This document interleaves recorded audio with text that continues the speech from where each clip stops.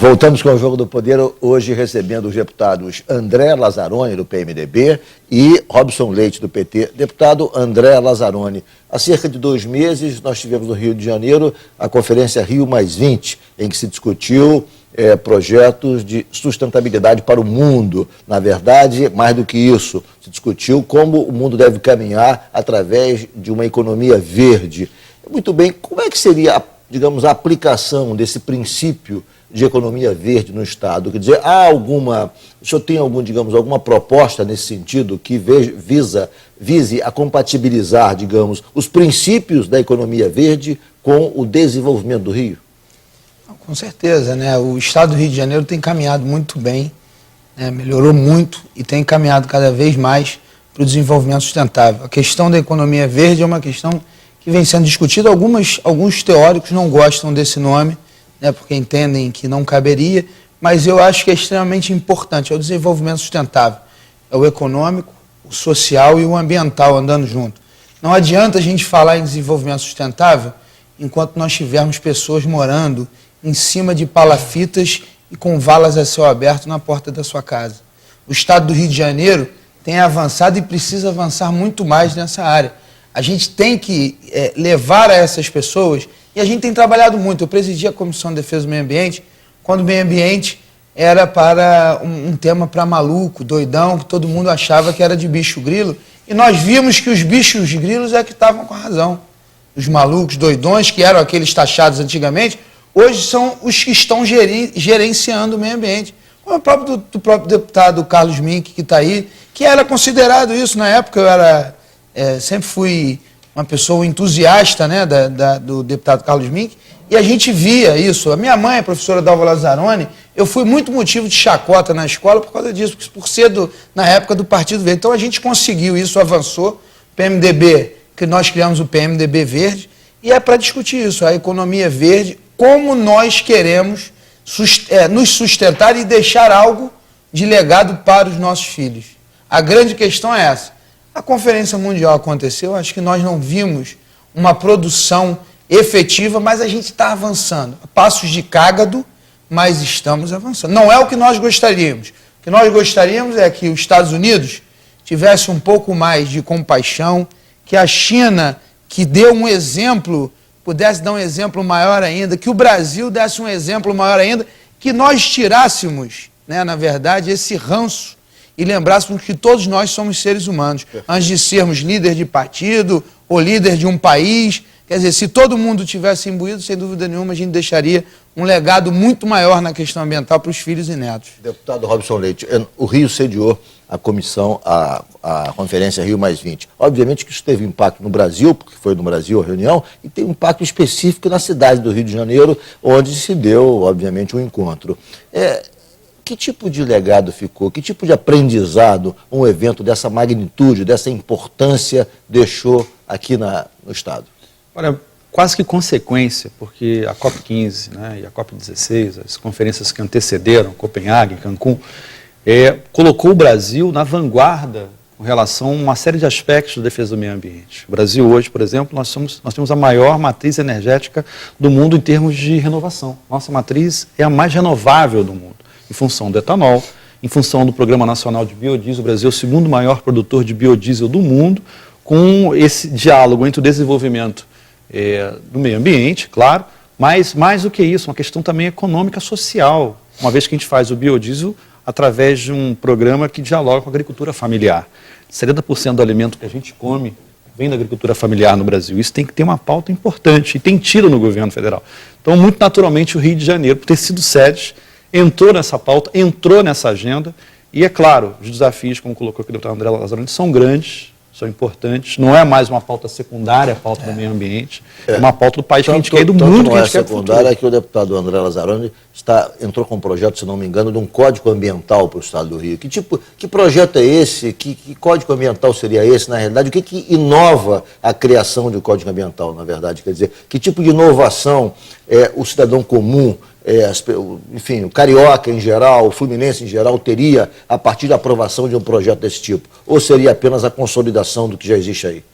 Na verdade, ela avança, né? O Código Ambiental foi uma proposta junto com a PUC, um núcleo interdisciplinar de meio ambiente da PUC, com a Comissão de Defesa do Meio Ambiente. Nós compilamos a legislação existente porque o Brasil é um país legisferante. O Brasil é o país que mais legislou em todas as matérias. E se as pessoas pensam que nós... nessa legislação, algumas são inócuas, outras não são aplicáveis. A verdade é a seguinte, se as pessoas pensam que nós não avançamos na área ambiental por falta de leis, isso não é verdade. Porque nós temos um Código Florestal de 1965 que já colocava a área de manguezal como um APP, Área de Preservação Permanente. Quer dizer, as pessoas já sabiam em 1965 que ali era o berço da terra, é o útero da terra. Então, se não se avançou na área ambiental, não foi por falta de lei. Então, pensando nisso, eu fiz um apanhado de todas as leis estaduais e vi, porque o meio ambiente, nós ainda não temos a definição qual a atribuição de cada um na Constituição Federal, de cada ente da federação. O meio ambiente, na verdade, ele é de todos. Então, todos, o Estado, o município e a União, podem legislar sobre o meio ambiente. Então, você pegava uma legislação muito complexa. E o próprio empresário, ao vir para o Estado do Rio de Janeiro, ele se sentia confuso. A população não sabe de quem, para quem cobrar, para quem ligar. Então, o que a gente fez foi compilar essa legislação.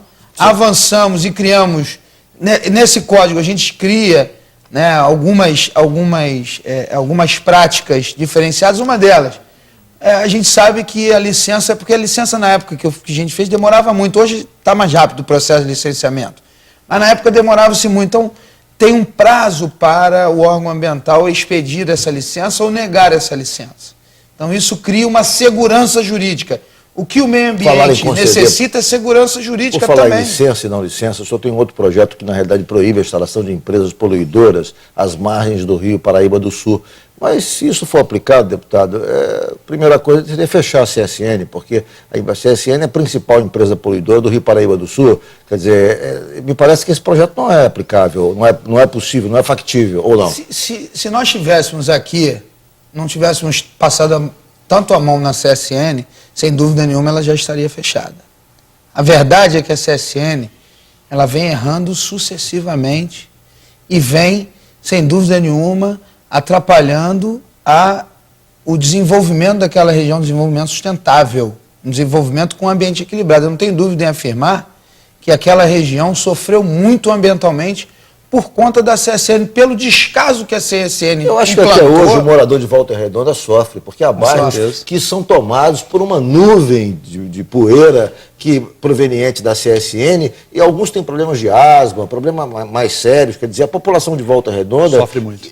A depender do bairro onde reside, por conta do vento, sofre muito. Eu fiz esse projeto de lei, na verdade, após um acidente da CSN. E um acidente da Cervates. A Cervates em Resende, na realidade, despejou produto químico no afluente do Rio Paraíba. No Rio Paraíba do Sul. As pessoas não sabem, mas a água que abastece a região metropolitana vem do Paraíba do Sul. O que aconteceu com a Cervates? Foi punida? A Cervates foi punida agora.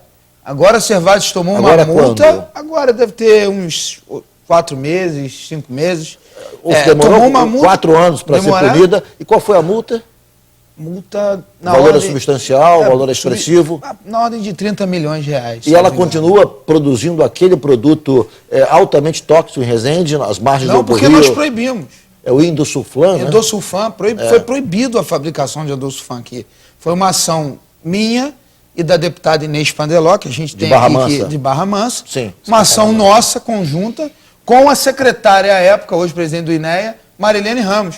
Nós fizemos um projeto de lei proibindo o Indosulfan, e a Marilene Ramos, ato contínuo, faz um decreto proibindo a fabricação de Indosulfan. Então, hoje, não é mais permitido fabricar Indosulfan, graças a essa nossa ação.